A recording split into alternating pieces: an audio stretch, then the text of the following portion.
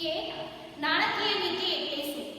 તો કે અર્થશાસ્ત્રના સિદ્ધાંત મુજબ નાણાકીય નીતિ એટલે અર્થતંત્રમાં નાણાંની માંગ અને નાણાંના પુરવઠાનું સંચાલન અને નિયંત્રણ કરવાની અંગેની નીતિ એટલે કે નાણાકીય નીતિ. નાણાંની માંગ અને પુરવઠામાં અસમતુલા હોય, બરાબર, તો અર્થતંત્રમાં ફુગાવો કે મંદી સર્જાય છે. શું સર્જાય છે? મંદી સર્જાય છે. ક્યારે? તો કે ફુગાવો અને મંદી ક્યારે સર્જાય છે? જ્યારે નાણાંની માંગ અને પુરવઠા કેવા હોય? અસમતુલા હોય ત્યારે. આંતરરાષ્ટ્રીય બજારમાં નાણાંના મૂલ્યને અસર પહોંચે છે તથા અર્થતંત્રમાં અસ્થિરતા આવે છે. માટે નાણાંની માંગ અને પુરવઠાનું સંચાલન અત્યંત જરૂરી છે. આથી નાણાકીય નીતિને સ્થિરતા લાવવા માટે નીતિ તરીકે પણ ઓળખવામાં આવે છે. સ્થિરતા લાવવા માટેની શું? નીતિ તરીકે પણ ઓળખવામાં આવે છે. ભારતમાં શરૂઆતના વર્ષોમાં નાણાકીય નીતિનો હેતુ નાણાંનું મૂલ્ય, પ્રમાણ અને સ્વરૂપને નિયંત્રિત કરવાનો હતો, બરાબર. તો તમને એક આ પ્રશ્ન પણ પૂછાઈ શકે કે ભારતમાં શરૂઆતના વર્ષોમાં નાણાકીય નીતિનો હેતુ શું હતો? તો નાણાંનું પ્રમાણ, મૂલ્ય અને સ્વરૂપને નિયંત્રિત કરવાનો હતો. હાલના સમયમાં નાણાકીય નીતિનો ઉપયોગ શાખ સર્જનના નિયંત્રણ માટે થાય છે, બરાબર. તો હાલના સમયમાં નાણાકીય નીતિનો ઉપયોગ શેના માટે થાય છે? તો કે શાખ સર્જન નિયંત્રણની જે આપણે આગળના વિડીયોમાં સમજ્યા. તો સૈદ્ધાંતિક વ્યાખ્યા તપાસીએ તો નાણાકીય નીતિ એટલે જો હોય તમને સિદ્ધાંતો અનુસારની નાણાકીય નીતિની વ્યાખ્યાઓ અલગ અલગ આપી દીધી છે, બરાબર. તો નાણાકીય સત્તા દ્વારા લેવાયેલા એવા સભાન પગલાં જે નાણાંના જથ્થા, ઉપલબ્ધિ અને નાણાંના ખર્ચમાં શું લાવે? પરિવર્તન લાવે, બરાબર. એ પણ એક નાણાકીય નીતિ છે. બીજું છે સામાન્ય આર્થિક નીતિના હેતુઓ સિદ્ધ કરવા માટે સર્વોચ્ચ બેંકના હસ્તક નાણાંના પુરવઠાને અંકુશિત કરવાના સાધનો સોંપાતી નીતિ એટલે કે નાણાકીય નીતિ. ત્રીજું છે સાદા શબ્દોમાં સમજૂતી આપી છે કે દેશના આર્થિક વિકાસની પ્રક્રિયાને ધ્યાનમાં રાખીને પ્રજાનું હિત જાળવીને આર્થિક સ્થિરતા માટે સર્વોચ્ચ બેંક દ્વારા નાણાંનો પુરવઠો અંકુશિત કરવા અંગેની નીતિ એટલે કે નાણાકીય નીતિ. તમારે ત્રણમાંથી કોઈ પણ એક વ્યાખ્યા તમારે યાદ રાખવાની રહેશે. કદાચ તમને એક માર્કમાં પ્રશ્ન પૂછે નાણાકીય નીતિ એટલે શું, બરાબર, તો એની સૈદ્ધાંતિક વ્યાખ્યાઓ છે, બરાબર. આગળ જે હતી એ અર્થશાસ્ત્રના સિદ્ધાંત મુજબની વ્યાખ્યા હતી, બરાબર. હવે આવે છે નાણાકીય નીતિ, બરાબર, એના સાધનો. પહેલું છે પરિમાણાત્મક સાધનો અને બીજું છે ગુણાત્મક સાધનો. ઘણી વખત આ પ્રશ્ન પૂછાતો હોય છે. પરિમાણાત્મક સાધનોમાં બેંક રેટ, રેપો રેટ, કપરા સમયમાં સ્થિરતા લાવવા માટેની જોગવાઈ, રોકડ અનામત પ્રમાણમાં ફેરફાર, કાયદામાં અન્ય પ્રવાહિતાનું પ્રમાણ, ખુલ્લા બજારના કાર્યો. તો બધા જે એના સાધનો છે એના વિશે આપણે સમજૂતી મેળવવાની છે. પહેલું છે બેંક રેટ, બરાબર. તો જુઓ અંદર તો પરિમાણાત્મક સાધનોમાં પહેલું છે બેંક રેટ. એમાં જુઓ કે જ્યારે વેપારી બેંકો નાણાંની અછત અનુભવે ત્યારે આરબીઆઈ પાસે નાણાં ઉધાર લે છે.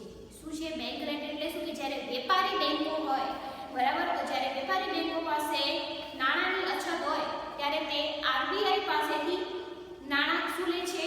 ઉધાર લે છે.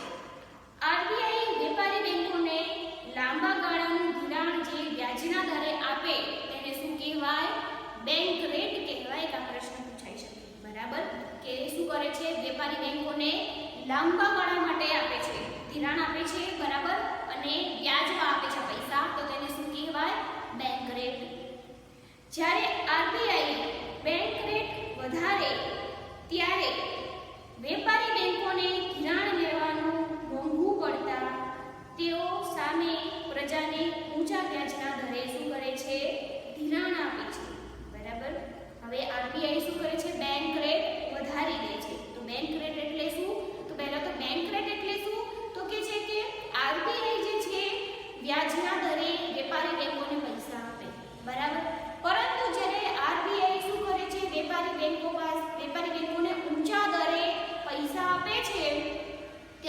વેપારી બેંકો શું કરે છે, પ્રજાને જે પૈસા આપે એમાં એનો વ્યાજનો દર શું કરે છે, વધારી દે છે.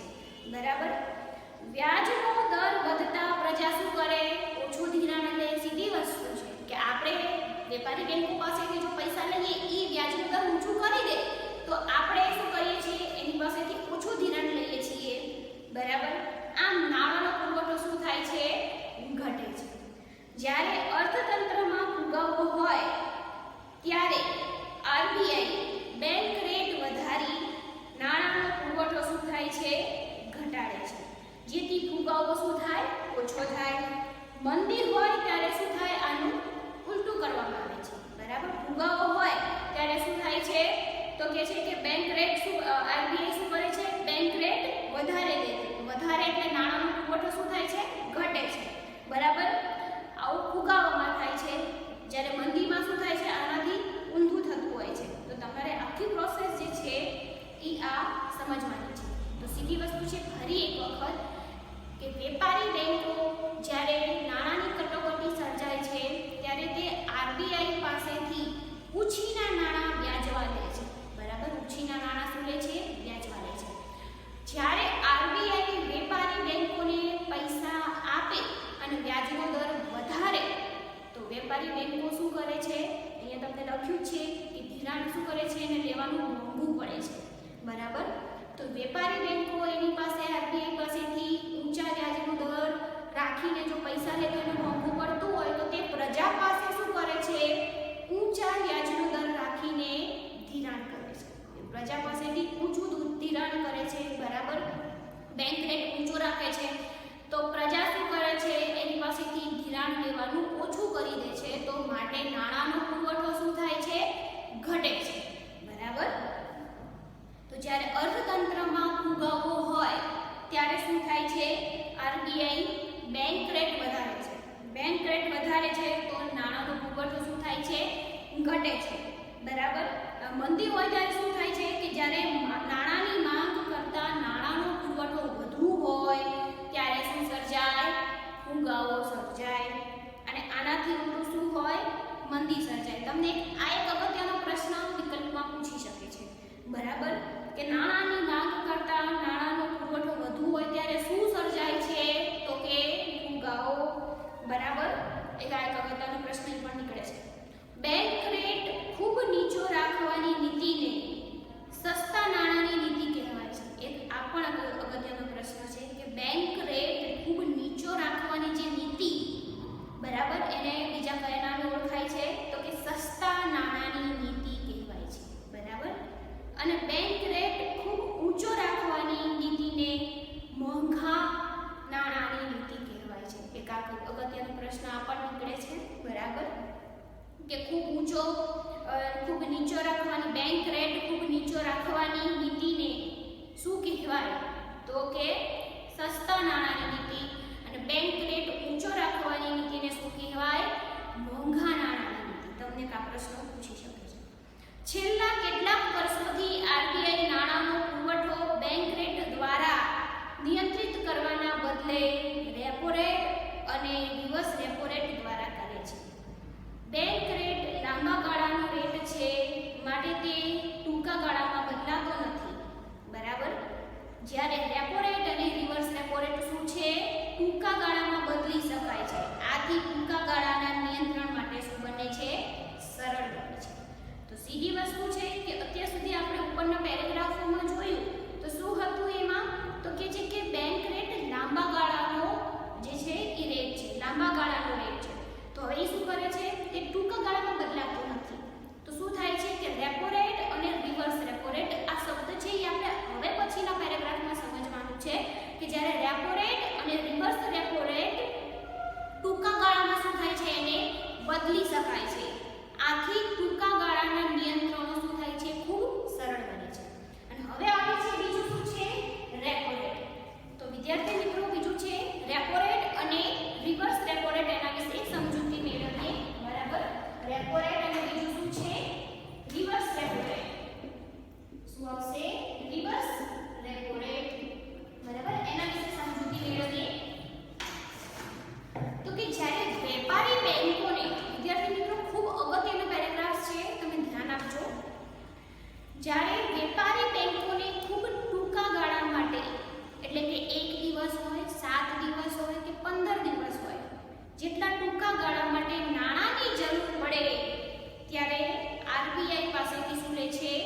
નાણું લે છે.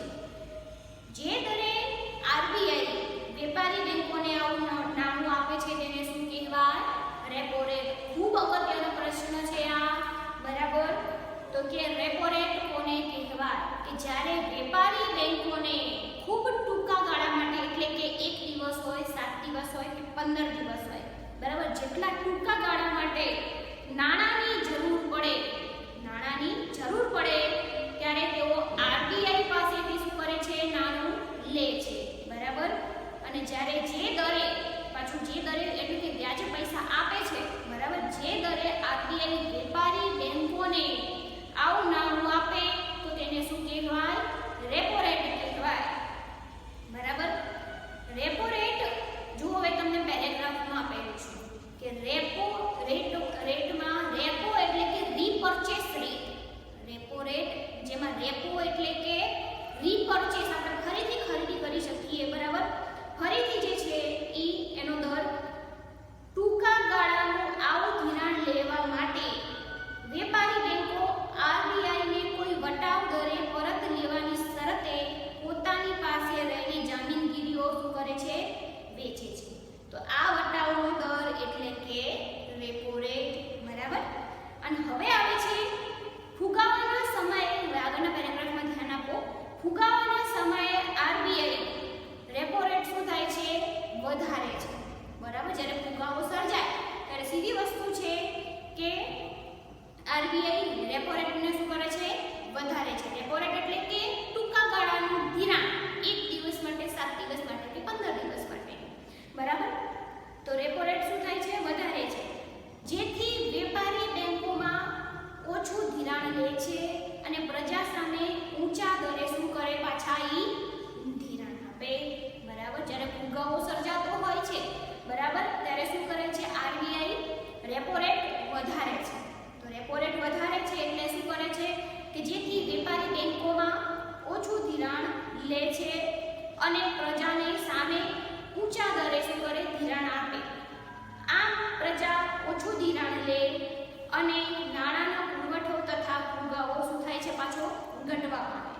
મંદીના સમયે આરબીઆઈ રેપો રેટ નીચો કરે છે, બરાબર. જ્યારે આરબીઆઈને ટૂંકા ગાળાનું ધિરાણ જોઈએ, હવે પાછું ઊંધું આવે છે. અત્યાર સુધી આપણે રેપો રેટ વિશે સમજ્યા. હવે જુઓ કે જ્યારે આરબીઆઈ રિઝર્વ બેંક ઓફ ઇન્ડિયાને જરૂર પડે છે તો ટૂંકા ગાળાનું ધિરાણ જોઈએ, ત્યારે તે શું કરે છે? વેપારી બેંકો પાસેથી ધિરાણ લે છે. તો આવા રેટને શું કહેવાય છે? રિવર્સ રેપો રેટ, બરાબર. તમને કા પ્રશ્ન પૂછાઈ શકે, રિવર્સ રેપો રેટ કોને કહેવાય? તો કહે છે કે જ્યારે આરબીઆઈ ટૂંકા ગાળાનું ધિરાણ જોઈએ છે તો તે શું કરે છે? વેપારી બેંકો પાસેથી ધિરાણ લે છે. તો આવા રેટને શું કહેવાય? Reverse repo rate. જ્યારે રિવર્સ રેપો રેટ વધુ હોય ત્યારે વેપારી બેંકોને આરબીઆઈને લોન આપવા માટેનું વધુ આકર્ષણ થાય છે અને તેઓ વધારાના નાણાં આરબીઆઈને ધિરાણ પેટે આપે છે, બરાબર. આમ તેઓ સામાન્ય પ્રજાને ઓછું ધિરાણ આપી શકે છે અને બજારમાં નાણાંનો પુરવઠો શું થાય છે? ઘટે છે. રિવર્સ રેપો રેટ નીચો હોય ત્યારે તેથી નાણાંનો પુરવઠો શું થાય છે? વધે છે, બરાબર. તમને જુઓ અહીંયા નીચે જાન્યુઆરી, માર્ચ અને ઓગસ્ટ એને લગતા રેપો રેટ અને રિવર્સ રેપો રેટના આંકડાઓ તમને આપી દીધેલા છે, બરાબર. તો હવે જુઓ અહીંયા આપણે રેપો રેટ અને રિવર્સ રેપો રેટ વિશે સમજ્યા. હવે આવે છે કપરા સમયમાં સ્થિરતા લાવવા માટેની જોગવાઈ. તો એમાં જુઓ આ એક વિશિષ્ટ જોગવાઈ છે જ્યાં સતત કપરા સંજોગોમાં અને નાણાંની કટોકટી એટલે કે અછતના સમયે વેપારી બેંકો આરબીઆઈ પાસે સરકારી જામીનગીરીઓ મૂકીને નિર્ધારિત દરે શું કરે છે? ધિરાણ લે છે. આ દર રેપો રેટ કરતાં કેવો હોય છે? વધુ હોય છે. 2016માં આ દર 7%નો હતો. તમને આંકડાઓ પૂછી શકે છે, જેને માર્જિનલ સ્ટેન્ડિંગ ફેસિલિટી કહેવાય છે. તો તમને આમાં એક અગત્યનો પ્રશ્ન પૂછી શકે, બરાબર. તો જુઓ અંદર ફરી એક વખત કે આ એક કેવી જોગવાઈ છે? વિશિષ્ટ જોગવાઈ છે જ્યાં સતત કપરા સંજોગોમાં અને નાણાંની કટોકટી એટલે કે અછતના સમયે, બરાબર,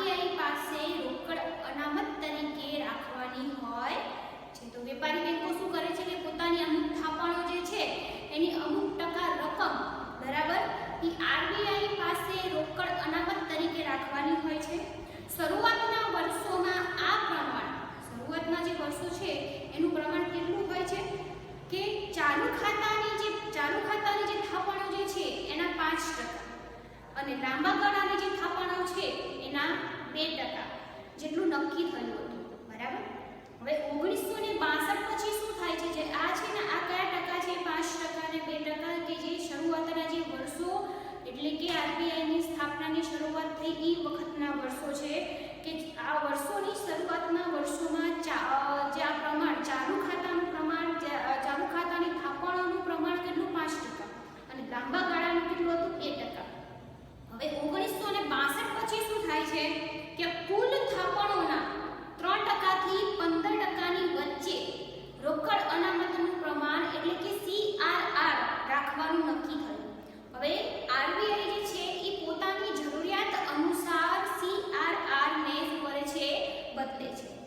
આગળ ધ્યાન આપો કે CRR નો મુખ્ય હેતુ શું છે, તો કે તમને આ પ્રશ્ન અગત્યનો છે કે એનો મુખ્ય હેતુ શું છે. તો CRR નો મુખ્ય હેતુ શું છે, તો કે બેન્કિંગ વ્યવસ્થા પાસે પૂરતા પ્રમાણમાં રોકડા નાણાં રહે તે માટેનો છે, જેથી કોઈ સંજોગોમાં ઘણા બધા ગ્રાહકો પોતાની થાપણોને શું કરે છે, પાછી ખેંચી લે છે, તો તેમને આપવા માટે બેંકો પાસે પૂરતા નાણાં હોય. તો વિદ્યાર્થી મિત્રો, CRR નો મુખ્ય હેતુ શું હોય છે, ટૂંકમાં સમજીએ તો બેન્કિંગ વ્યવસ્થામાં પૂરતા નાણાં હોવા જરૂરી છે, બરાબર, જેથી કરીને પ્રજાને ગમે ત્યારે ગમે એવા સમયે નાણાંની જરૂર પડે ત્યારે બેંક પાસે તેને આપવા માટેનું પૂરતું ધિરાણ તેને મળી રહે, બરાબર, તેને આપી શકે, બરાબર. તો CRR નો આ એક મુખ્ય હેતુ છે.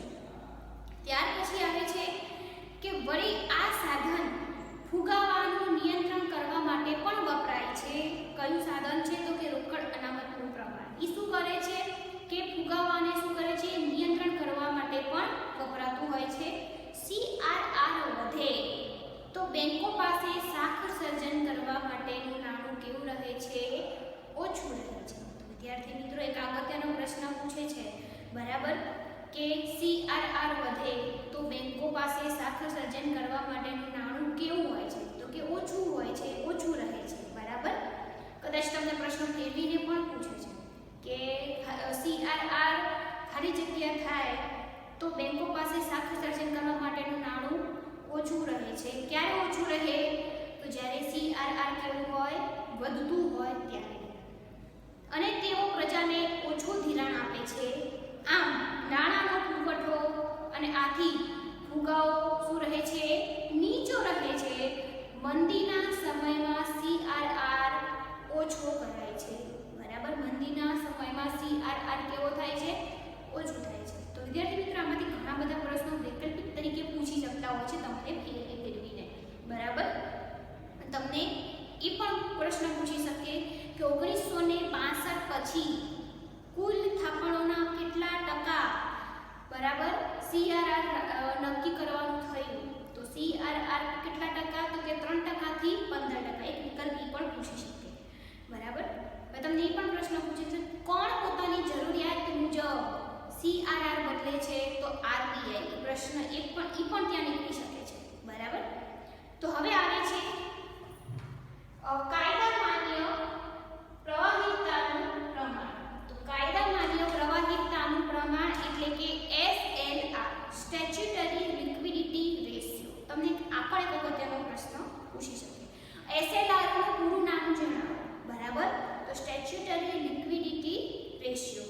તો કે બેન્કિંગ રેગ્યુલેશન એક્ટ મુજબ દરેક વેપારી બેંકે CRR થી જુદા અને તેથી ઉપરાંત પોતાની કુલ થાપણોના 25% મૂલ્ય શું કરે છે, નકદ, સોનું, સરકારી જામીનગીરીઓ વગેરે સ્વરૂપે રાખવું જરૂરી છે, બરાબર, જેને કાયદા માન્ય પ્રવાહિતાનું પ્રમાણ કહે છે. એક માર્કમાં તમને આ પ્રશ્ન પૂછી શકે, કાયદા માન્ય પ્રવાહિતાનું પ્રમાણ એટલે શું, તો કે છે કે બેન્કિંગ રેગ્યુલેશન એક્ટ મુજબ એનો એક કાયદો છે. એ કાયદો શું કરે છે કે દરેક વેપારી બેંકે CRR જે રોકડ અનામતનું જે પ્રમાણ છે એના સિવાયનું શું કરવું હોય છે, તો કે એના જુદા, એને CRR થી જુદા અને તેથી ઉપરાંત તેની વધારાની જે અમુક જે છે કુલ થાપણો જે છે એની પાસેના 25% જેનું મૂલ્ય કે 25% જેનું મૂલ્ય હોય તેવું નકદ, સોનું કે સરકારી જામીનગીરી વગેરે સ્વરૂપે આરબીઆઈ પાસે રાખવું જરૂરી છે. સીઆરઆર સિવાયનું પણ 25%, બરાબર. તો એમાં કોનો સમાવેશ થાય છે? નકદ છે, સોનું છે, સરકારી જામીનગીરીઓ છે, બરાબર, જેને કાયદા માન્ય પ્રવાહિતાનું પ્રમાણ કહે છે. હવે જો એક અગત્યના પ્રશ્નો પેરેગ્રાફ મોસ્ટ ટાઈમથી છે, જે તમને પરીક્ષામાં ઘણી બધી વખત વિકલ્પો સ્વરૂપે પૂછાતું હોય છે કે એસએલઆર એટલે કે કાયદા માન્ય પ્રવાહિતાનું પ્રમાણ. હવે એસએલઆર ઊંચું હોય તો બેંકોની થાપણોનું વધુ પ્રમાણ સરકારી જામીનગીરીઓમાં રોકાય છે, બરાબર, જે રાજ્યના ખર્ચને પૂરો પાડવામાં વપરાય છે. વળી કેટલું પ્રમાણ નકદ અને સોનામાં રહે છે. અને એસએલઆર વધુ હોય તો પ્રજાને કેટલા પ્રમાણમાં ધિરાણ શું મળે છે? ઓછું મળે છે. અને એસએલઆર નીચો હોય તો પ્રજાને ધિરાણ કેવું મળે છે? વધુ મળે છે. એક અગત્યનો પ્રશ્ન ઈ પણ પૂછે છે, બરાબર. તો કે છે કે એસએલઆર કેવું હોય તો પ્રજાને કેટલા પ્રમાણમાં ધિરાણ ઓછું મળે છે? તો કે એસએલઆર વધુ હોય તો પ્રજાને કેટલા પ્રમાણમાં ધિરાણ ઓછું મળે છે. અને એસએલઆર નીચો હોય તો પ્રજાને ધિરાણ કેવું મળે છે? વધુ મળે છે. આ અગત્યનો એમસીક્યુ ઘણી બધી વખત પૂછાતો હોય છે, બરાબર. હવે આવે છે બજારના ખુલ્લા બજારના કાર્ય, જેને ઓએમઓ. ઓએમનું પૂરું નામ જણાવો, તમને કાં પ્રશ્ન પૂછી શકે. ઓપન માર્કેટ ઓપરેશન્સ, બરાબર. એમાં જો અર્થતંત્રમાં નાણાંનો પુરવઠો વધારવા કે ઘટાડવા આરબીઆઈ ખુલ્લા બજારમાં સરકારી જામીનગીરીઓનું ખરીદ વેચાણ કરે છે, બરાબર. ખુલ્લા બજારમાં શું કરે છે? સરકારી જે જામીનગીરીઓ જે છે એનું શું કરે છે? વેચાણ કરે છે. હવે આગળ જુઓ તમે. જો હવે તમને સરકારી જામીનગીરીઓ, ઘણા બધા વિદ્યાર્થી મિત્રોને મૂંઝવણો ઊભી થતી હોય છે અમુક શબ્દોને લઈને. તો પાના નંબર 46 ઉપર જુઓ, તમને કેટલાક પારિભાષિક શબ્દો આપી દીધેલા છે. તો સરકારી જામીનગીરીઓ એટલે કે પ્રજા પાસેથી ધિરાણ પ્રાપ્ત કરવા માટે સરકાર દ્વારા બજારમાં વેચવામાં આવતા બોન્ડ, જેને ચોક્કસ મુદત બાદ સરકાર શું કરે છે? પરત ખરીદી લે છે. અને મુદત દરમિયાન શું કરે છે? વ્યાજ ચૂકવે છે. તેવા બોન્ડને આપણે સરળ ભાષામાં જામીનગીરી તરીકે ઓળખાય છે. તો ઘણા બધા વિદ્યાર્થીઓને અમુક જે શબ્દો જે છે જેમને અઘરા લાગતા હોય છે, તો પાઠ્યપુસ્તકની પાછળ જેમાં તમને પારિભાષિક શબ્દો તરીકે તમને સમજૂતી આપી છે, બરાબર. તો શું કરે છે આરબીઆઈ? ખુલ્લા બજારમાં સરકારી જામીનગીરીઓનું શું કરે છે? ખરીદ વેચાણ કરે છે. હવે જ્યારે આરબીઆઈ સરકાર પાસેથી જામીનગીરીઓની શું કરે છે? ખરીદી કરે છે, ત્યારે અર્થતંત્રમાં નાણાંનો પુરવઠો શું થાય છે? વધે છે, બરાબર. અને જ્યારે ખુલ્લા બજારમાં વેચે છે ત્યારે નાણાંનો પુરવઠો શું થાય છે? ઘટે છે. એક આ પણ વિકલ્પમાં પૂછાઈ શકે છે કે જ્યારે આરબીઆઈ સરકાર પાસેથી જામીનગીરીઓ ખરીદે છે ત્યારે અર્થતંત્રમાં નાણાંનો પુરવઠો કેવો થાય છે? બરાબર. તો નાણાંનો પુરવઠો શું થાય છે? વધે છે. અને જ્યારે ખુલ્લા બજારમાં વેચે ત્યારે નાણાંનો પુરવઠો કેવો બને છે? તો નાણાંનો પુરવઠો ઘટે છે. આ પ્રકારનું કાર્ય ફુગાવા કે મંદીના નિયંત્રણ માટે કરવામાં આવે છે. ભારતમાં 1991 પહેલા આ સાધનોનો ખાસ ઉપયોગ થતો ન હતો, બરાબર. હવે એનું સાતમું કાર્ય જે છે કે આરબીઆઈના સરવૈયાને હુંડિયામણના વધતા કે ઘટતા પ્રમાણના આંચકાઓથી મુક્ત કરવા માટે સ્ટરીલાઇઝેશનની નીતિ. ઘણી બધી વખત આ પ્રશ્ન પૂછાતો હોય છે કે સ્ટરીલાઇઝેશનની નીતિ એટલે શું? બરાબર. તો કે જ્યારે દેશમાં વધુ પ્રમાણમાં વિદેશી હુંડિયામણ આવે કે દેશની બહાર જાય ત્યારે આરબીઆઈના હુંડિયામણના ખાતામાં વધઘટ થતાં તેનું સરવૈયું શું થાય છે? ખોરવાય છે. તો આવી પરિસ્થિતિને નિયંત્રણ કરવા માટે આરબીઆઈ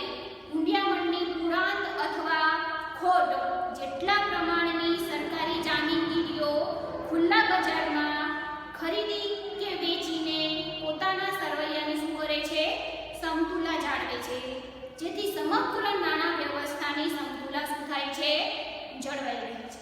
તો શું છે આમાં? તો સ્ટરીલાઇઝેશન નીતિ શું છે કે દેશમાં વધુ પ્રમાણમાં વિદેશી હુંડિયામણો આવે છે, બરાબર, કે દેશની બહાર જાય છે, ત્યારે આરબીઆઈ નું જે હુંડિયામણનું જે ખાતું છે તેનું સરવૈયું શું થાય છે, ખોરવાતું હોય છે, બરાબર. તો આવી પરિસ્થિતિઓ જ્યારે સર્જાય છે ત્યારે તેને નિયંત્રણ કરવા માટે આરબીઆઈ હુંડિયામણની ઉડાન અથવા ખોટ જેટલા પ્રમાણની જે સરકારી જામીનગીરીઓ ખુલ્લા બજારમાં શું કરે છે, એને કાં તો ખરીદીને કાં તો વેચીને પોતાના સરવૈયાની શું કરે છે, સમતુલા જાળવે છે, બરાબર, જેથી સમગ્ર નાણાં વ્યવસ્થાની શું થાય છે, સમતુલા જળવાઈ રહે છે.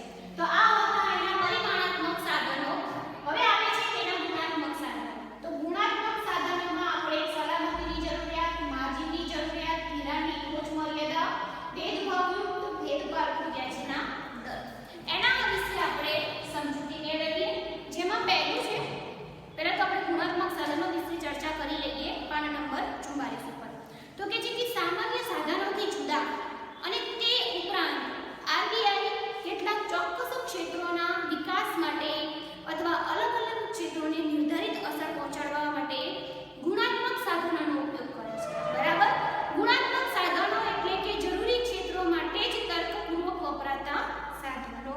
તો તમને એક પ્રશ્ન પૂછી શકે, ગુણાત્મક સાધનો એટલે કે જરૂરી ક્ષેત્રો માટે જ તર્કપૂર્વક વપરાતા સાધનો. આ સાધનો બધા ક્ષેત્રોને એક સરખી અસર પહોંચાડવા માટે હોતા નથી, બરાબર. હવે આવે છે તેમાં પહેલું છે સલામતીની જરૂરિયાત. તો સલામતીની જરૂરિયાત એટલે કે શું? તો કે સામાન્ય પ્રજાને જ્યારે વેપારી બેંકો શું કરે છે, ધિરાણ આપે છે, બરાબર.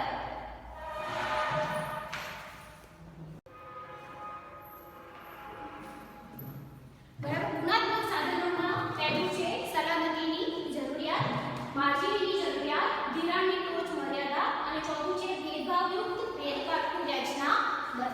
હવે આપણે પહેલું છે સલામતીની જરૂરિયાત. એમાં જુઓ કે સામાન્ય પ્રજાને જ્યારે વેપારી બેંકો ધિરાણ આપે ત્યારે આ ધિરાણ પાછું આવે તેની ચોકસાઈ બેંકે રાખવી પડે છે, બરાબર. તો કે છે કે સામાન્ય પ્રજાને જ્યારે વેપારી બેંકો શું કરે છે, ધિરાણ આપે છે, ત્યારે આ ધિરાણ પાછું આવે તેની ચોકસાઈ બેંકે રાખવી પડે છે. આથી બેંકો ધિરાણ લેનાર દરેક વ્યક્તિ પાસે તેમની કોઈ મિલકત જેવી કે ઘરેણાં, થાપણો, કાર, ઘર, જમીન વગેરે સલામતી કે બાહેંધરી પેટે લખાવે છે. જો કોઈ ગ્રાહક બેંકની શરતો મુજબ ધિરાણની રકમ પાછી ન ચૂકવે તો બેંક આવું સલામતી પેટે રાખેલું જે સાધનો જે છે એ શું કરી લે છે, જપ્ત કરી લે છે. પરંતુ દેશના દરેક વર્ગને બેંકનું ધિરાણ મળે તથા ખેતી જેવા ક્ષેત્રોનો સરખો વિકાસ થાય તે માટે અલગ અલગ વર્ગ પાસે ઓછા વત્તા પ્રમાણમાં સલામતી કે બાહેંધરી લખાવવાની પદ્ધતિ અપનાવવા આરબીઆઈ વેપારી બેંકોને શું કરે છે, આદેશ આપે છે.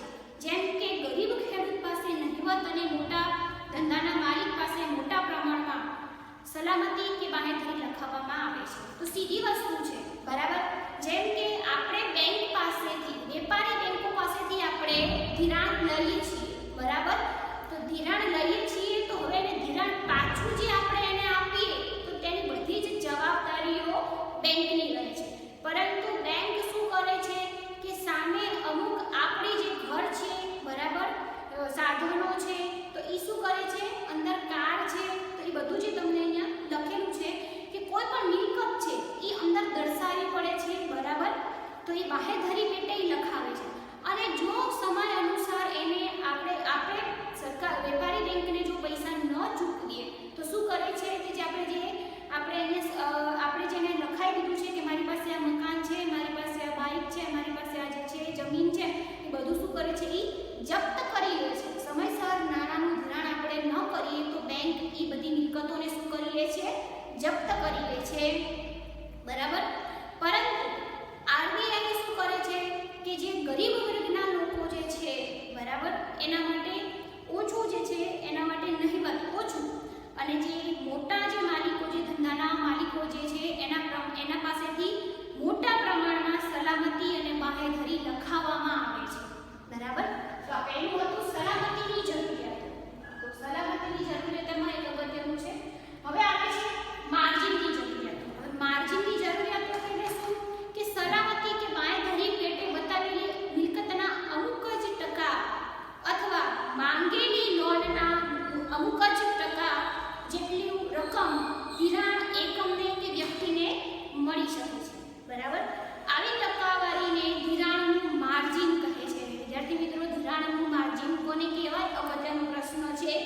બરાબર, કે સલામતી કે બાહેધરી પેટે બતાવેલી મિલકતના, બરાબર, આપણે જે મિલકત દર્શાવીએ છીએ એ મિલકત કે આપણે બેંક પાસેથી પૈસા લઈએ છીએ, બરાબર, ધિરાણ આપણને ધિરાણ કરે છે, તો એને શું કરે છે કે આપણી પાસે સલામતી પેટે બધું લખાવી દે છે કે આપણી પાસે કઈ કઈ મિલકતો છે, બરાબર. તો હવે એ શું કરે છે કે મિલકતના અમુક જ ટકા અથવા માંગેલી લોન, આપણે બેંક પાસે અમુક વખત પૈસાની લોન લેતા હોઈએ છીએ, તો એ લોનના અમુક જ ટકા જેટલી રકમનું ધિરાણ એકમને અથવા તો કોઈ વ્યક્તિને શું થાય છે, મળે છે. તો આવી ટકાવારીને ધિરાણનું માર્જિન કહે છે. આરબીઆઈ શું કરે છે કે જુદા જુદા વર્ગો માટે જુદા જુદા માર્જિન રાખવાની ભલામણ કરે છે. તો આ એક હતું આ માર્જિનની જરૂરિયાત. તો હવે આવે છે ધિરાણની ટોચ મર્યાદા. તો એમાં ધ્યાન રાખો કે કોઈ પણ એક વ્યક્તિને કે એકમને માટે ધિરાણની ટોચ મર્યાદા આરબીઆઈ નક્કી કરે છે. તો વિદ્યાર્થી મિત્રો એમસીક્યુ પણ આ નીકળી શકે કે કોઈ પણ એક વ્યક્તિને કે એકમને માટે ધિરાણની ટોચ મર્યાદા કોણ નક્કી કરે છે? તો આરબીઆઈ. અને હવે આવે છે ભેદભાવયુક્ત અથવા તો કે ભેદપારખું વ્યાજના દર. તો ઈ શું છે? તો કે અલગ અલગ પ્રકારના ધિરાણ માટે અલગ અલગ વ્યાજના દર રાખવાની પદ્ધતિ આરબીઆઈ સૂચવે છે, બરાબર. અલગ અલગ પ્રકારનું જેને ધિરાણ કરવું હોય તો એના માટેના અલગ અલગ વ્યાજનો દર, તો ઈ પદ્ધતિ કોણ નક્કી કરે છે? તો આરબીઆઈ. જેને ભેદપારખું અથવા તો કે ભેદભાવયુક્ત વ્યાજના દરની શું કહે છે? નીતિ કહેવામાં આવે છે. તમને કા પ્રશ્ન પણ પૂછી શકે, બરાબર. ભેદભાવયુક્ત વ્યાજના દરની નીતિ કોને કહેવાય? બરાબર. તો એક ઉદાહરણ આપ્યું છે. દાખલા તરીકે એક ગરીબ ખેડૂતને ખેતીની પ્રવૃત્તિ માટે ખૂબ નીચા દરે ધિરાણ આપવામાં આવે છે, તો પૈસાદાર વ્યક્તિઓને ઘર ખરીદવા માટે શું કરે છે? ખૂબ ઊંચા દરે વ્યાજ આપે છે, બરાબર. ધિરાણ આપે છે, વ્યાજ ઊંચા દરે આપે છે. તો હવે આ જે છે આપણને ભેદભાવયુક્ત અથવા તો કે ભેદપારખું વ્યાજના દર. ગરીબ વર્ગ હોય એના માટે એ શું કરે છે? ઓછું રાખે છે, ઓછા નીચા દરે આપે છે. જ્યારે જે કાર ઘર એ ખરીદવા માટે એવા વ્યક્તિઓને ઊંચા દરે આપે છે. જે શું સર્જે છે?